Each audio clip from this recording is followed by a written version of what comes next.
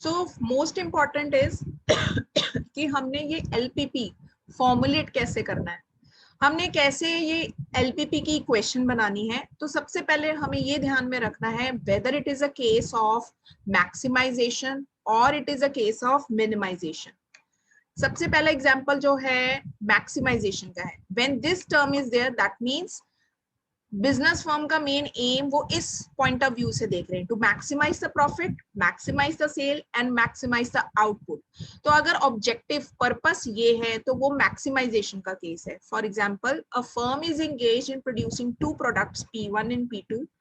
Each unit of the product P1 requires 2 kg of the raw material and 4 labor hours for processing, whereas each unit of product P2 requires 5 kg of raw material and 3 labor hours of the same time.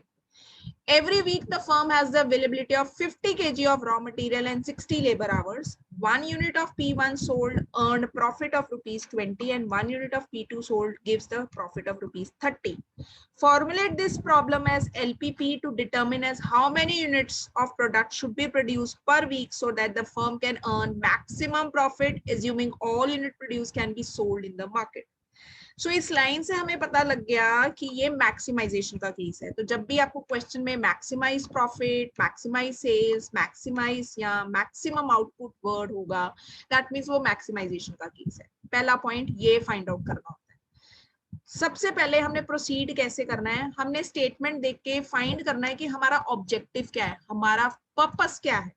So first major requirement of LPP that we should be able to identify the objective or the goal.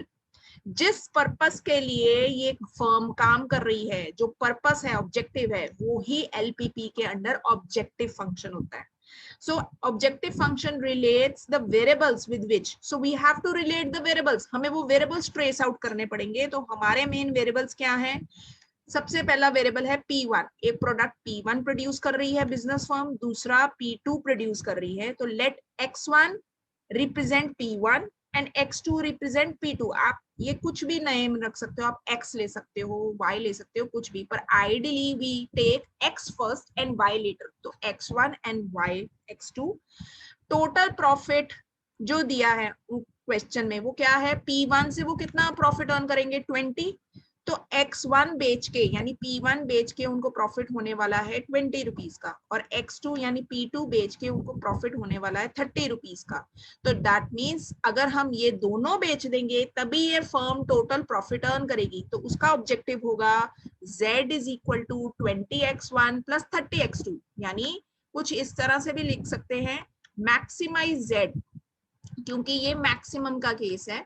वो profit maximum कब कर पाएगा, जब वो X units बेचेगा, X1 units बेचेगा 20 rupees पे और X2 यूनिट्स बेचेगा 30 रुपीज पे। यानी फर्म जब ये सेल कर देगी, अपने सारे के सारे P1 यूनिट को सेल कर देगी 20 रुपीज पे और सारे के सारे P2 यूनिट्स को सेल कर देगी 30 रुपीज पे, तभी उनका ऑब्जेक्टिव अचीव होगा। और वो ऑब्जेक्टिव क्या है उनका, profit, maximum profit, maximise sale. इसीलिए मेन ऑब्जेक्टिव क्या है, maximise Z is equal to 20X1 plus 30X2।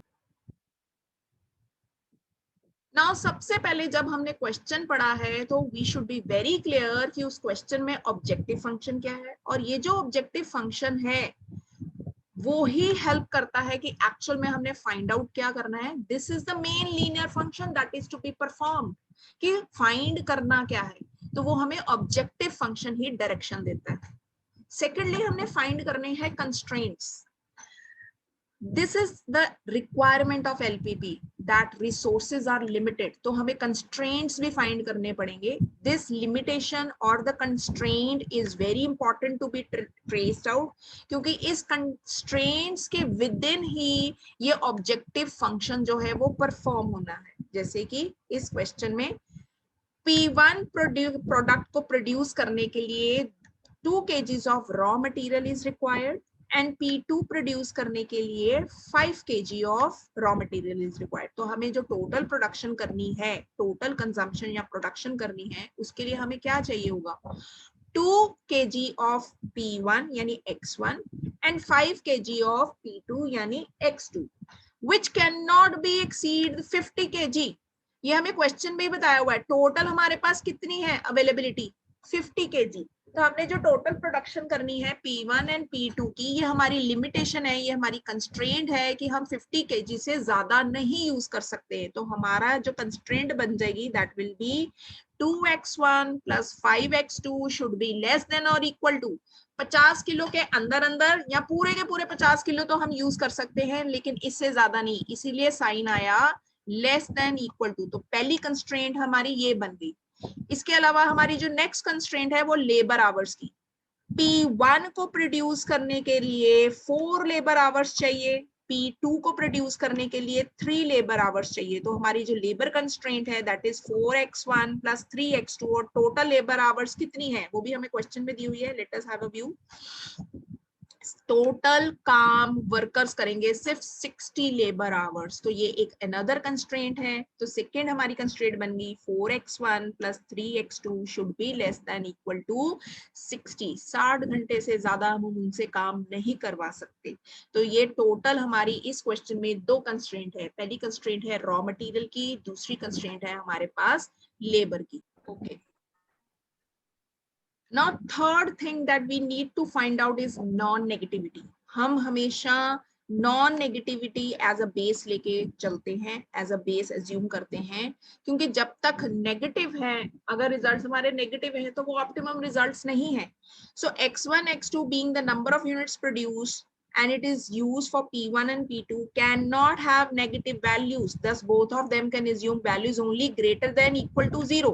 तो हमारी वैल्यू या तो 0 या 0 से ज्यादा होनी चाहिए, क्योंकि जब हम प्रोडक्शन कर रहे हैं या तो कुछ भी प्रोडक्शन नहीं होगी, 0 प्रोडक्शन होगी, या 1 2 3 प्रोड्यूस करा। हमारी कभी भी नेगेटिव प्रोडक्शन नहीं हो सकती। हमने एक प्रोडक्शन हाउस है, हम कह रहे हैं हमारे पास इतना रॉ मटेरियल है 50 किलो, हमारे पास जो वर्कर्स है वो 60 आवर्स वर्क करेंगे, या तो काम टोटली बंद रहा पूरा एक महीना, जैसे लॉकडाउन में पूरा बंद रहा, कुछ भी प्रोड्यूस नहीं हुआ, तो हम कहेंगे 0 आउटपुट। या फिर थोड़ा थोड़ा परमिशन मिली हमें गवर्नमेंट से, दिन में 3 घंटे 4 घंटे काम चला, वैसे हम आइडली महीने में हम 40 किलो प्रोड्यूस कर देते हैं, लेकिन क्योंकि लॉकडाउन के कारण हमने सिर्फ 10 kg माल बनाया, तो या तो 0 होगी वैल्यू या पॉजिटिव होगी, नॉन नेगेटिव नहीं हो सकती। तो this is an assumption, non negative नहीं हो सकती। सो सिंबॉलिकली अगर हमने इस चीज को रिप्रेजेंट करना है नॉन नेगेटिविटी कंडीशन को, वी विल से x1 यानी production of P1 should be equal to or greater than 0 and production of P2 यानी x2 should also be more than or equal to 0। यानी दोनों की दोनों production या तो 0 होंगी या 0 से ज्यादा होंगी, वो कभी भी नॉन नेगेटिव नहीं हो सकती। तो अब हमने अगर ये सारी सिचुएशन को राइट अप करना है तो हम कैसे राइट अप करेंगे? मैक्सिमाइज का केस है तो maximise z is equal to 20x1 plus 30x2 subject to. जब हम ये वर्ड लिखते हैं सब्जेक्ट टू का मतलब होता है कंस्ट्रेंट्स। हमारी दो कंस्ट्रेंट है, पहली कंस्ट्रेंट रॉ मटेरियल की, मटेरियल कंस्ट्रेंट, तो ये इक्वेशन बन गई 2x1 plus 5x2 less than equal to 50, जो अभी हमने ऊपर बनाई थी। दूसरी कंस्ट्रेंट है हमारी लेबर की, उसकी इक्वेशन बन गई 4x1 plus 3x2 less than equal to, ये मिस प्रिंटिंग है यहाँ पे, ये 60 आना है क्योंकि 60 लेबर आवर्स है, less than equal to 60, where we are assuming non-negativity constraint, that is x1 and x2 will be equal to or greater than 0, it will never be negative। So जब भी आपके पास क्वेश्चन आता है, ये सारी explanation सिर्फ आपको समझाने के लिए है, आपने ये एक्सप्लेनेशन लिखनी नहीं है ना लर्न करनी है, this is for your understanding.